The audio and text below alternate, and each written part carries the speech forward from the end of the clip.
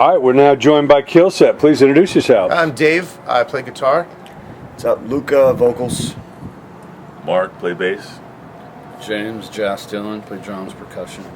Talk about how you guys came together, what the common ground was. Yeah, these guys were in another band, and they're looking for a singer, and I had just come off another project, and me and Mark had kind of talked online a bunch, and James hit me up, said, come down, let's see how the writing process is, let's see, you know, if we vibe as people, and man, the writing was amazing, and here we are. So talk a little bit about the writing process. How do the songs evolve? How do you guys put it together? There's different ways of how we write. I mean, lately we I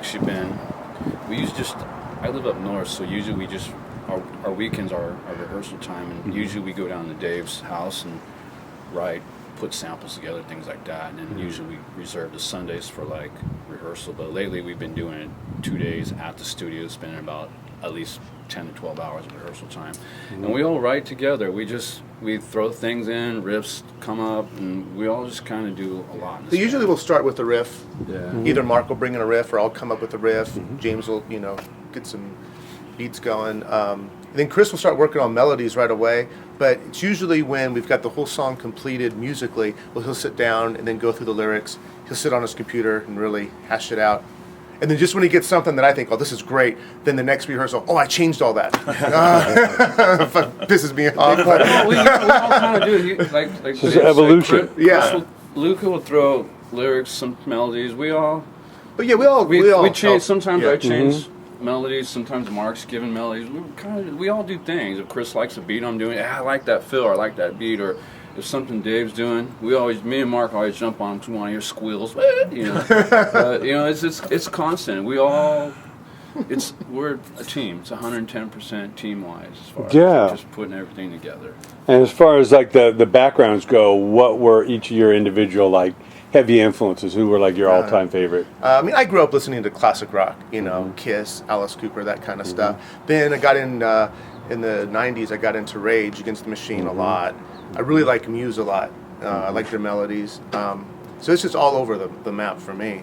Started playing guitar when I was like 7, and I'm still not very good. But It's a ripe old age. when it sounds bad, I just turn it louder. It covers up. Volume covers up a multitude of mistakes. So. Sure. How about you? I mean, I grew up listening to rap.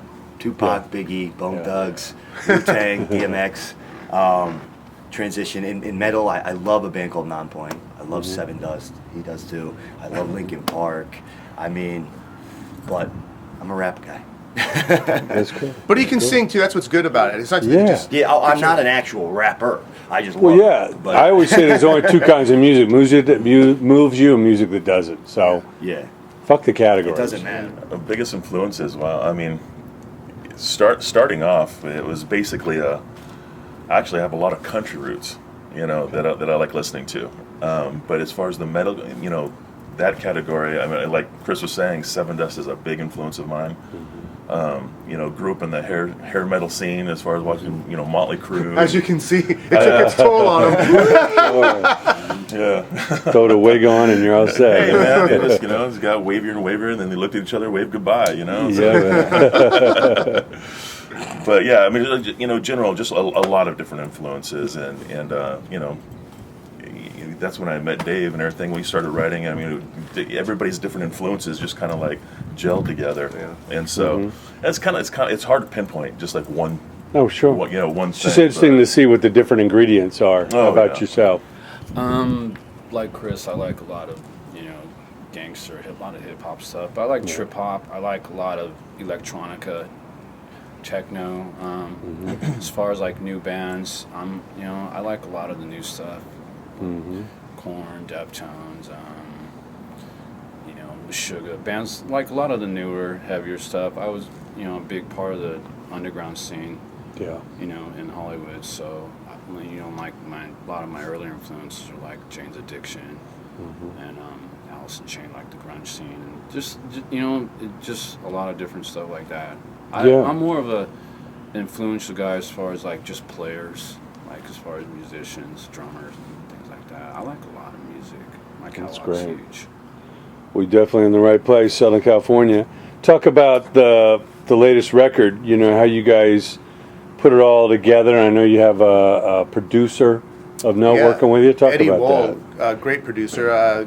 Came through Chris actually. Yeah, I've known him for years. He's cut my past 2 records before I was in KILLSET, and when we decided we were gonna actually do a full length and do it right, I said we're working with this dude. He's amazing. He's done Anthrax, El Nino, Fuel, Swamp De Soul. I mean, the guy's brilliant, and we were lucky to work with him, and our record's better for it for sure. And where's his studio at? He's got a home studio out in I think Van Nuys. Yeah, Van Nuys, Basically North Hollywood. Yeah, Okay. yeah, but in this area, kind of. Yeah. That's good to know. Definitely. And talk about the process, you know, of recording. A lot of it live. Was there a lot of writing in the studio, or was everything all set? Usually, it was about 90% done by the time we got in there. We tracked the drums at MT Well, Studios. we actually did a pre-production for Right. Eddie, so we can actually hear everything. Right. And like Dave was getting ready to say, we actually we tracked the drums at MT Studios, which MT stands for Matt Thorne, and Matt. Oh yeah, Matt. Sure. Matt's the old bass player in from Burbank. Rough Cut. Yeah. back in the day. Yeah. Playing with And, Piercy.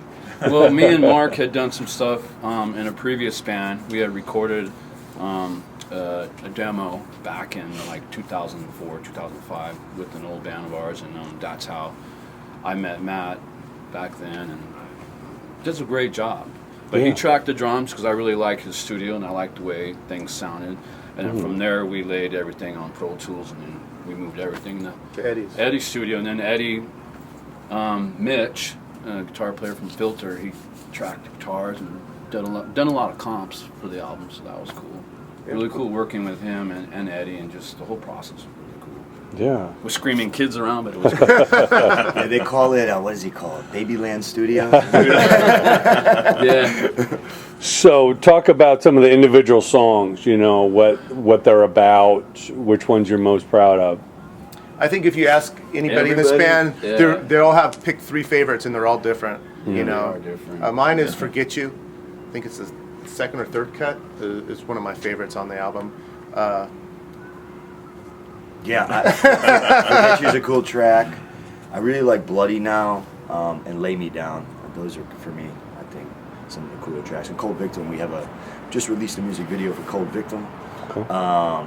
That's a cool song because it has all of our dynamics. It has the heavy, it has the beautiful, it has, you know, a woman screaming. It has cool like samples that we put in of like scratching records and stuff. So that kind of encompasses all what we do, which is on our site it says chaotic melodic. That's how we describe our band. Yeah. Moments of chaos, moments of beauty, always melodies, and that song kind of encompasses it all. So you should check out that music video. And talk about the lyrics to that. Any interesting subject matter? Well, the whole song in general is about just not being a victim of anything in this life. And even if something bad happens to you, you can always overcome that.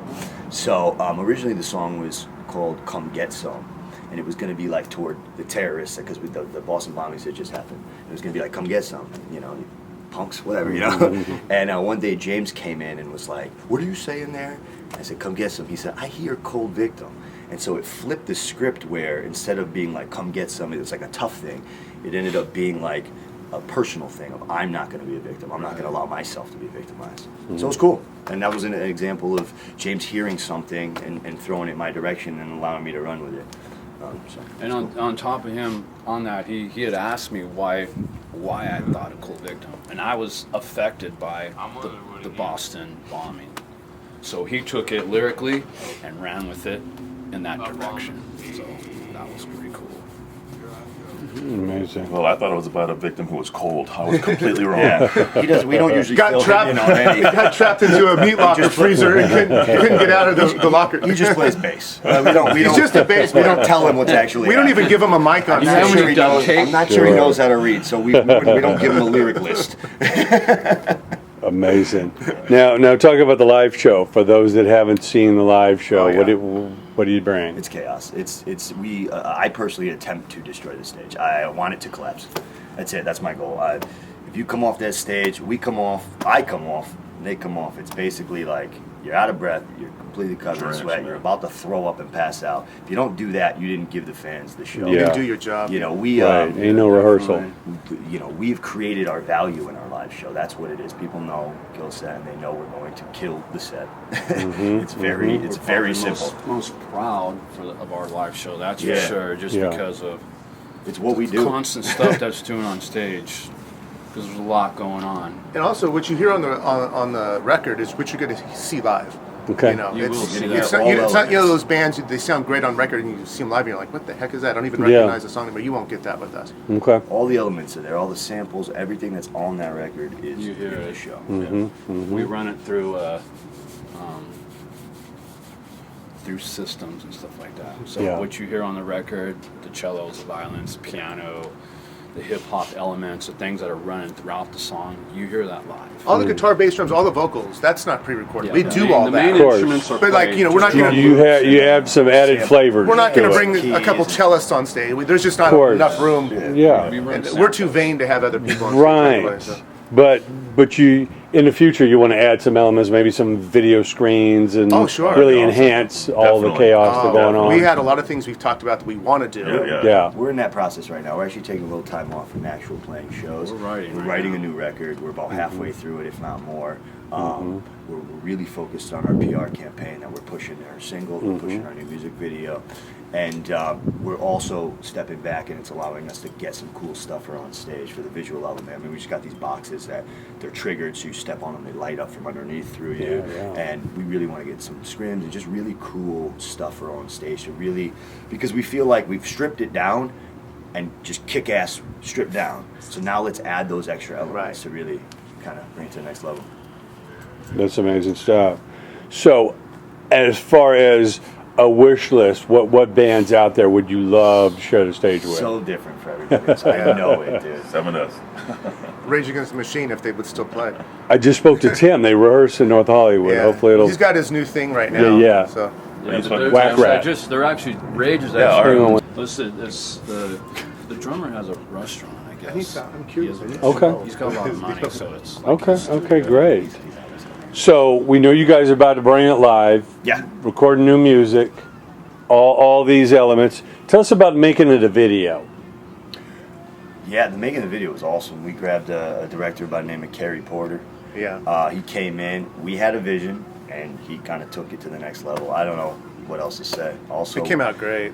Fritzy Marth, the actress in it, she killed it. I mean, if you check out the video, she stole the video. She's the star of I the mean, thing. yeah, honestly, she's much prettier than all. You know, she's of us. like very tame, very quiet, very soft spoken. The second the red light went on, she just went. was I an was like, animal. I got scared. I'm like, oh my god. Yeah, 'cause she plays the spirit that's trapped in this building because atrocities that happened to her. At the end, through the words of the song and everything, finally her spirit is able to. She realizes that she's been held captive in here, that she's a spirit and a ghost, and then she's able to finally escape because she overcomes that victimization. She's dead and she's in this building trapped. And what was great about it, we had to shoot a bunch of scenes with her prettied up, all made up, looking pretty, walking around. Then halfway through the video, took her dress, you know, not her in it, and we just messed it up, smeared her makeup, just made her all creeped out. Then we shot a bunch of stuff that way, and then hopefully it comes across in the video. She doesn't realize that she's all messed up. She still thinks she's pretty, and she walks around and she sees a mirror and she sees herself pretty in it. Then all of a sudden, the reality sets in, and you know, the torn up one shows, and I thought that came out really Cool, nice. man. But Kerry Porter killed it. Yeah, it was a long day, but a fun happy day. about Yeah. that video. Yeah. Yeah. Called in a lot of favors, and you know, you got people that support you, and they support us enough to do a bunch of stuff for free. So we're able to get this like really killer video for you know, Shoestring a good budget. call. Yeah, I mean, Well, that's what's amazing about Southern California. You have so many creative people, writers, Yeah. producers, editors, directors. You know, it's a great place to be based. Now, if we can, let's just go down the line. Give a little tip to the bands coming up. Any advice you'd give as far as the mindset or the dedication it takes these days? You have to really want it and do it, and you can't do it if you just want to have 5 minutes of fame and hope it's going to happen overnight. It doesn't usually happen that way. You have to love what you're doing, so the hard times are still enjoyable. You know, Yeah. practice, practice, I always practice. say bust your ass. You know, treat it like it is the most important thing in your life. All Because encompassing. it needs to be, because if not, you're just doing a hobby, and there's a lot of other people that'll take your spot. So, Yeah. you know, Yeah. True. First and foremost, you do it for the love. If you don't love what you're doing and you're trying to be a rock star or whatever, I mean that's just the wrong reasons. If you love writing music, do it for that. Let everything else take its course. You know, you could do everything on a professional level, but don't quit your day job. You know, don't drop out of college if you have the chance to go. You know, you just work that much harder. You know, if you have that ability to educate yourself and find a good job and everything at the same time, and you still want to be in the music industry, you can do it both. You don't have to be one of these people that jump in a van with a roll of nickels, bag of Funyuns, and say, I'm going to be a rock star. Don't go that route. But you can do it. If I think what Mark is saying, if you Can't want. say not to all you kids out there, stay in school and don't do drugs. No, you know, you just do it for the passion. least You do- you do- Absolutely. you do- Enjoy what you're doing. The journey is It's just gonna enjoyable. get tough. If you It'll love get what you're tough. doing and everything, and you're writing great music, and someone sees it, that's because there's going to be a lot of. I mean, we know tons of bands that are talented, write great music, and nobody ever, you know, no one cares. No one's heard of them. And sadly, and I So- won't mention names, is there's a lot of bands that aren't, in my opinion, that great, and they're blowing up and they're doing really good stuff. So But they it's, found the it's lottery frustrating. ticket. Yeah, it's frustrating. so- Yeah, yeah. So there's no formula. I'm It's- sorry, There isn't. James, if you had. No, it's okay. Forget it. Forget about me. Yeah. I don't. Well, like they say, you know, it's talent's 10% and 90% what you do with it. Oh, for You know, sure. how you work it, Right. how you deliver it. I don't know. I don't have any advice. To be Okay. honest. I mean, well, my thing is, Never say die, never give up. pick an instrument that you like and start playing it. You'll figure it out within a couple years whether you seriously want to take it to another level or not. And once that happens, you'll figure it out from that point on. That's really, on top of what they said, I could say that, but I'm just breaking it down like that's just basic. There's got to be something that you like in your life, influence-wise, by a band that you really are like, you know, really somehow it drives you. I bought the Women and Children first album by Van Halen, the third album, and it came with a big poster of David Lee Roth, and he was chained up, and I'll be honest with you, I was like, I want to be like that guy. I'm a drummer, but he's a singer, and I'm like, I want to be like that guy. Yeah. And that's where I started my thing. Once I realized, like, right? Even the airport doesn't want to hear what you have to say. Nobody does, right? I guess that was like, for me, it's like, you know, I actually wanted to be a singer at the time, and then You gotta have pitch, and that's the problem. Well, it's also But look, how you go- Van Halen was a local band. I mean, Yeah. everybody, if they could Yeah. do it, there's a Oh, chance for every anybody. band has been a local band. Yeah. That's Yeah. the craziest part about it. get hooked up with other players, you know, other good players that'll support you. And which, like we have a pretty close knit group here. You know, you can't do it on your own either. You know, No, he's fixing his hair. Wait. I mean, There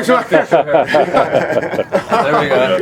it's windy today. No, like I was saying, Van Halen was a thing, and then music, like musician, I realized I wanted to play drums when I see Motley Crue at the Starwood Yeah, in yeah. Hollywood, and I was like 14. Tommy Lee was I snuck 17. in the club, and I was like, "Fucking Tommy Lee, man!" I mean, you know, the show was crazy. He took drummers to another level. Yeah. I was sitting there playing, twirling sticks, and he bounced the stick off the snare, and he catches it. I'm like, that's it. That's what you get with this band live, show-wise. You can't like focus on one person's band because everything's going on. You'll in miss this something band. on So the it's other just side of the yeah, stage. yeah. me and Chris were always, I think we're trying to outdo each other on stage. James is the first drummer I ever saw actually lick his cymbals. Okay. Look over one night on stage, and he's sitting there swirling around, just looking at my. I've seen a lot of things in my day. That was the first for me. You don't know where those things have been, you know? Yeah, exactly. You know, I do a lot of stuff. I do a lot of stuff. I do things where I'm like, I'll do a drum fill with one hand and hit my head. I've had like one time. Last time I did it, I actually almost knocked myself out. Well, because it fucking hurt. I was like, all right. That's commitment. I still got 3 songs to go here. Let's do another trick. Right. Well, it's a real pleasure, man. We're excited about KILLSET. Going to spread the word on the video, the album, much more music to come. Thank you Where very can much. we find you online to check out where the next shows are? Facebook, Everywhere, Reverb yeah. Nation. Facebook, Reverb Nation, Twitter, Instagram, YouTube. We're being played on We're Pandora. on- we have our own Pandora. www.ashleymadison.com. There you go. That would be Mark's thing. Internet sex. We have our own. we These have our, guys met on Match.com. Yeah. we have our own Pandora station. We're on iTunes for purchase. We're on Amazon if you want to buy the record or any merch. So check it out. All right.